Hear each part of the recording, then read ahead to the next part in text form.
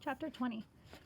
For the next few days, Matt waited eagerly. Early in the morning, he finished his chores so that at a word from Atene, he could be ready to set out for the Indian village again. But Atene did not come. Matt resolved to be patient, but day by day, his new confidence began to slide away. Perhaps he had only imagined that he had passed a test. In Atene's eyes, perhaps he had failed.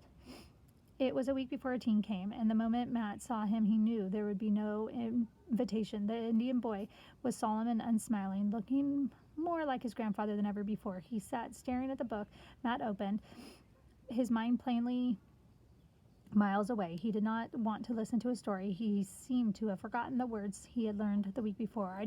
I not remember, he said impatiently. My grandfather teach me many things. What sort of things? Atene did not answer. Time to hunt. Come soon, he said finally.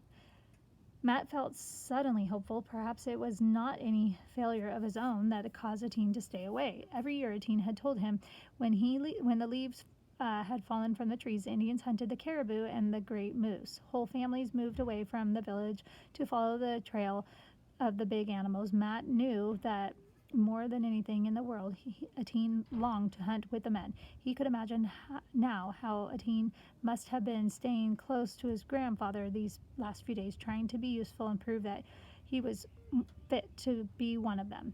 I not come tomorrow, Atene added. Maybe a long time. You're going to hunt? Matt tried hard to keep the envy out of his voice. Atene shook his head. I go not to find my Manitou. Matt was puzzled. Was Manitou another word for moose? Maybe you call spirit, Atene explained. All Indian boy must have Manitou. It is time for me.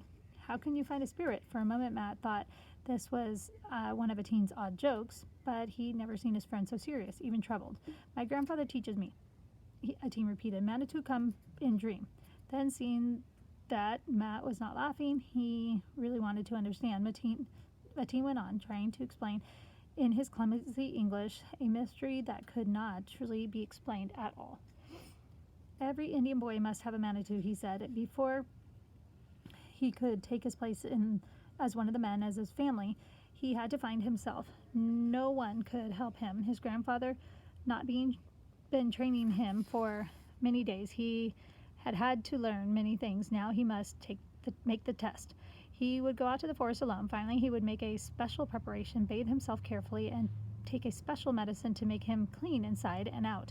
Then he would have to go far into the forest and build himself a wigwam of branches. He would stay there alone for many days. He would not eat anything at all, even berries. After sundown, he would drink a little water from a brook.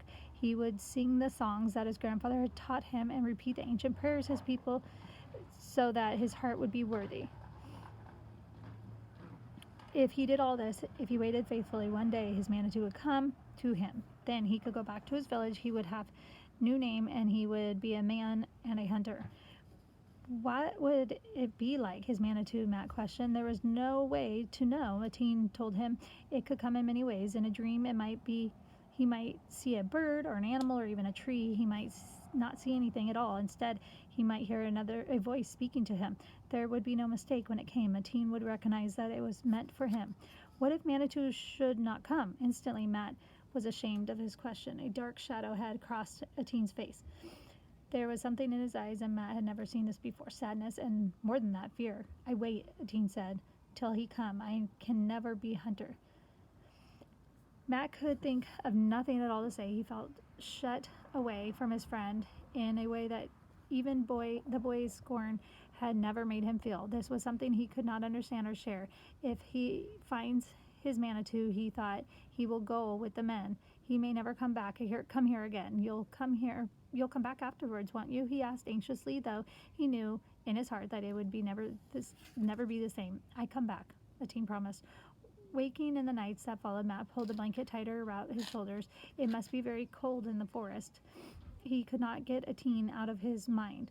What would it be like sitting in the shelter and waiting, growing hungrier every day and more afraid? Because there was no doubt Atene had been afraid. Matt was sure of that. Atene was afraid he might fail, that he might have to return to the village and admit that the Manitou had not appeared. For Atene, this would be a disgrace, a shame. That must be terrible if the thought of it had brought fear into his eyes.